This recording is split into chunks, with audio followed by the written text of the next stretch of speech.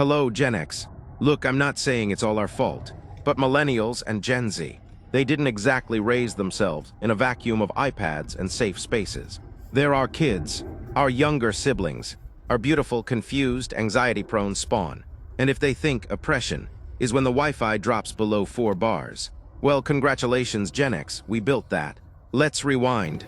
At some point between freeing the women trademark and taxing the hell out of everything, we collectively decided that parenting was outdated and that it was far better to let the government handle it, preferably with colorful posters, questionable textbooks, and gluten-free discipline. So we went to work, 2 jobs, 3 side hustles, always just getting by. We left our kids in the loving arms of bureaucrats and underpaid staff, believing school would teach them right from wrong, just like we learned it, by getting detention, scraped knees, and the occasional soul-crushing humiliation that made us stronger. But no, instead they were taught that feelings are facts, that truth is a social construct, and that if someone disagrees with you, it's probably fascism. The result?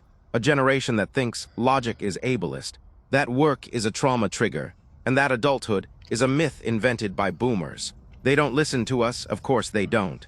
We raised them on you do you, gave them participation trophies for existing, and replaced no with let's process your boundaries. Meanwhile, they can barely process lunch. But hey, they're our problem. Because the system failed them, sure. But we trusted that system, and now we get to enjoy the fruit. TikTok philosophers, emotional support water bottles, and a population that thinks batteries should last longer than relationships. The upside, we can still blame the government.